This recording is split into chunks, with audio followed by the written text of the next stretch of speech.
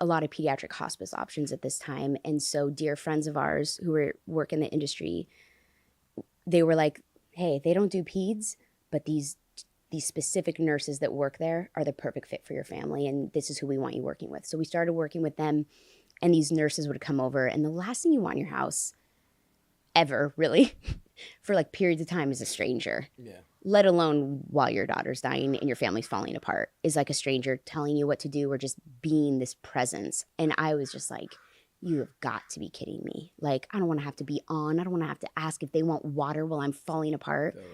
Well, these two superhuman nurses changed everything for us because it was like this immediate connection. I still have relationships with them. And, you know, one of them has a Stevie tattoo now, and they just became a part of our life. But they taught us like what to do and how to do it right. And they said, like, this is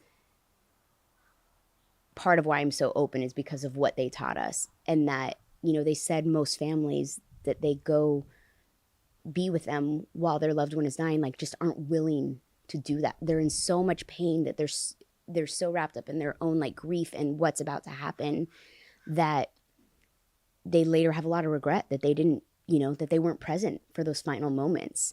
And like, we were just, by the grace of God, in a position to receive the advice they were giving us about how to navigate this. And we took it.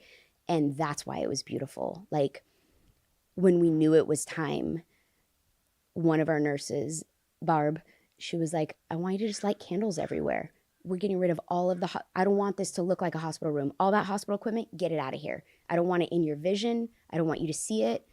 What are songs that are meaningful to you? Let's get those playing.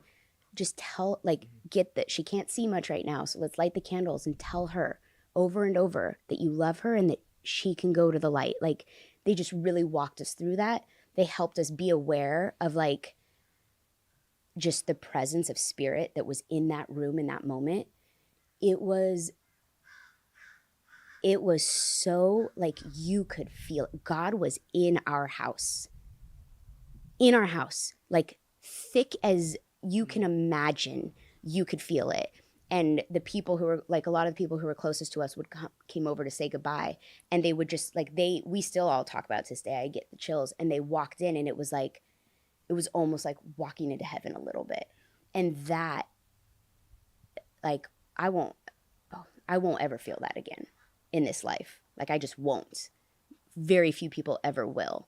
And what breaks my heart for so many grieving people is, like, we all have access to feel that when we're losing someone we love. It's there. When anyone's passing away, it is there. But we get in the way. Totally. Our pain and our fear gets in the way of us being able to access that. And we were in a headspace and surrounded by enough people that were able to keep us there in that headspace.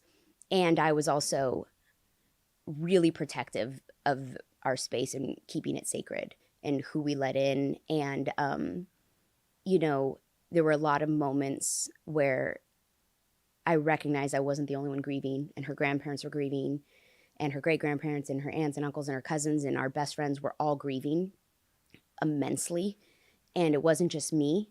And here they were in the midst of their own, for a lot of them, the biggest loss they would ever experience in their life. But shaming themselves because they were comparing it to mine and Ben's loss. Well, this isn't what they're going through. So it was almost like I was surrounded by all these people who wouldn't let themselves feel their own pain because they felt guilty being sad. They felt guilty being broken because, well, I don't have to feel the way Ben and I can't even imagine how Ben and Ashley are feeling. So what right do I have to be completely broken about this, right? And so, like, that was her nanny, who was like a sister to me and just part of our family, who was isolating with us during COVID because we had been together when we got the news. So anyway, this was a lot of people, grandparents, and so tension would start to rise, and I would start to hear like my friends and family kind of snap at each other over little stupid shit, right? And some members of my family feel like the other members weren't being sensitive, and maybe they weren't, like, they weren't wrong. And I remember just like kind of calling everyone together and saying, we're gonna say a prayer now, because I knew that if I just talked to them like a lecture, no one was gonna listen. So I just did it in the form of a prayer.